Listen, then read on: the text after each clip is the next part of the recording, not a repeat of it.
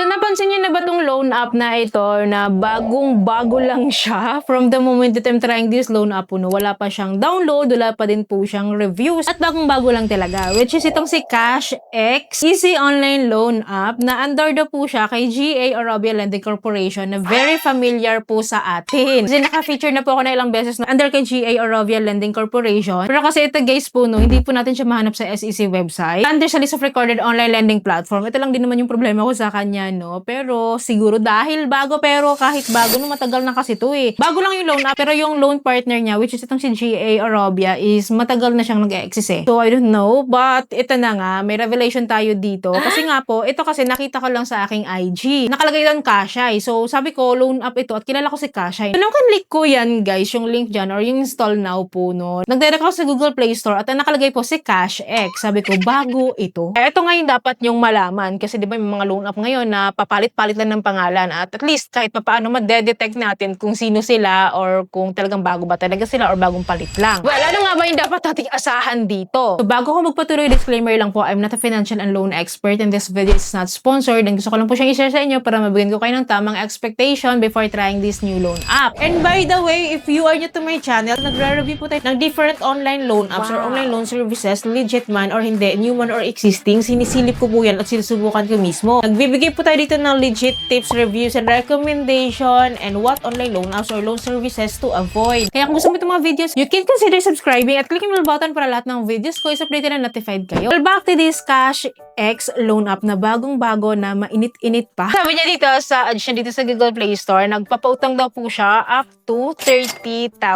pesos. So, in-install ko po agad yung app. So, dito po bubungad sa atin is the privacy policy na in-accept ko po para makapag-proceed po ako sa application. And then after po nito, I need to input my mobile phone number and then click natin yung get OTP para mapadalan tayo ng code. At ang nagpadala sa atin ay si Kashaya. So yes, iisa lang po sila ni Kashaya at nung na-feature ko recently na si Kashay Plus, kasi nawala si Kashay Plus sa Google Play Store, which is eto pala siya, nagpalit lang siya ng pangalan. So na-confirm natin kasi siya yung nagpadala ng code at makakonfirm pa natin yan pag ginawa natin ito. So nilagyan ko po siya guys at nakalagay po dito na application decline. So this is because po, no, ito yung nagiging application ko po kay Kashay Plus. So na-detect nila yung account ko. Iisa lang po sila. Ito din yun. Nag-loan po kasi ako dyan. Nag-withdraw talaga ako. At yun nga po, na-reject ako or na-decline ako at I can go back to apply daw after 73 hours na daw to. So kaya ko na-confirm na lalo ni si CashX at si Kashaya or si Kashay Plus na na-feature ko na sa inyo ng paulit-ulit is iisa lang po sila. Ito yung latest front po nilang loan app ngayon na nagmumukha talagang bago. Well, don't worry guys. I-share ko naman sa inyo yung information na kailangan nyo po dito kay CashX regarding the application process kasi sabi ko nga sa inyo dahil iisa lang naman sila sa freebies na na-applyan ko which is si Kashay Plus. Yun din yung i-share ko sa inyo kasi ito din naman yung application ko na nireject nila. Kaya I believe yun pa din po yung loan application process po nila na kailangan yung malaman kasi baka ma-encounter nyo siya at huwag kayong magugulat. So anyways po, dito kay CashX, once po mag-apply tayo dito, of course we need to input our mobile phone number. Given na po yan. So after po nyan, we need to apply for a loan at mag-i-start po tayo sa personal information po nila. So ito po yung personal details natin. So after po ng personal information po dito is, ang next naman po nito is the emergency contacts po at tatlo po yung inihingi nila dito. After po nito is our ID information na po. And for you to have an idea, ito po yung mga IDs po na kailangan po nila. So pipili po tayo ng isa lang dyan. And then after po nyan, of course, pipicturean po natin. That is followed by our facial verification na po. And then after po nyan, i-fill up lang po natin yung ating full ID information like our full name, gender, birthday, and ID number. After po nyan guys, is the withdrawal information na po or disbursement account na po. So pipili po tayo dyan either e-wallet or bank card. And ito po yung pagpipilian na e-wallets and then si Gcash na po yung pinili ko po dyan. And then after po nito guys, no, is magkakaroon na po sila dito ng ating loan offer. Ito talaga yung part guys na questionable talaga sa akin kasi sabi niya dito may loan amount tayo ng from 2,000 up to 30,000 pesos, diba? Dito guys, nakalagay po yung ating repayment daw is eto, 2,010 pesos if ever pag na-approve po tayo sa 2,000. If ever naman 30,000 pesos po yung approve amount natin, ang ating daw repayment amount is 30,150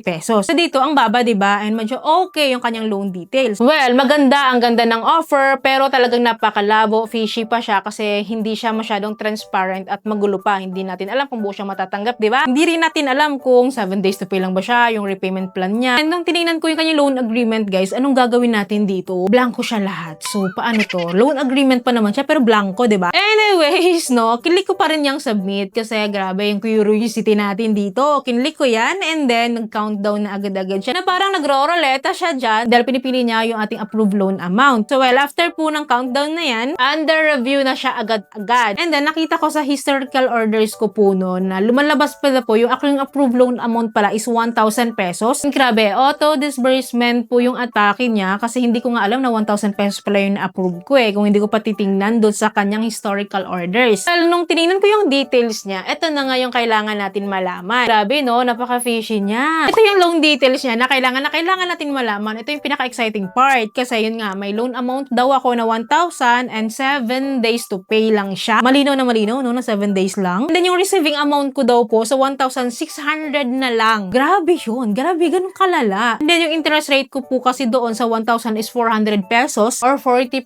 of my loan amount for 7 days to pay. Alala, no? And then ang total pa rin na babayaran natin is 1,000 kasi paldo na sila doon sa 400 pesos na interest rate nila. So ang linaw, di ba? Ang linaw ng kanyang loan details. Pero dito na lang siya malinaw. Kanina kasi napakalabo, napaka-untransparent niya, deceiving pa siya. Kasi guys, nung kinlik ko yung submit, eto na agad-agad under review na agad-agad Dito ko na lang nalaman na ganito na lang pala yung offer niya, ganito na lang pala yung ma-receive ko, ganito pala yung interest rate, ganito pala yung repayment plans. O diba, wala nang bawian to Well, buti na lang guys. Thank God, dahil hindi po ako na-approve dito. Kaya nga po nakita niya kanina, diba, yung bumungad po nung inopen ko si CashX. Nakita niyo na, diba, application decline po tayo dito. So, ibig sabihin po, no, buti na lang talaga, thank you Lord, di tayo na-approve dito. Kasi luging-lugi talaga tayo dito dahil kung if ever man na ma-approve tayo and then ganun siya kalala na auto-disburse pala siya at deceiving talaga siya for me. Kaya talaga naman hindi ko siya marerecommend sa inyo dahil paulit-ulit na lang siya, nagpapalit-palit lang siya ng pangalan and yun nga po, from Kashaya, naging Kashay Plus, then ito naman siya, si CashX. Iisa lang po sila. Ito po yung latest na pinaka-front nila ngayon na loan app, si CashX. Kaya pag-isipan nyo pong mabuti kung gusto nyo pong mag-apply dito kasi ganun po yung kanyang kalakaran at nakita nyo naman yung buong proseso po natin at wala naman ako magagawa, no? Kung gusto nyo pa rin siyang itry kasi kayo naman yan. Pero kung ako tatanungin nyo, lugi tayo dito, ha? Hindi ko siya mararecommend. 40% of our loan naman, 7 days to pay. Grabe yun. At di siya buong matatanggap. Nakakaloka talaga. Kaya pag-isipan mabuti. Again, wala akong magagawa. Kung gusto nyo pa rin siyang itry, at least na i-share ko siya sa inyo. Bigyan ko kayo ng heads up and tamang expectation. You do you na lang po, no? If ever gusto nyo pa rin siyang i-push. Well, anyways, no? Sinong nakapag-try before kay Kashaya, kay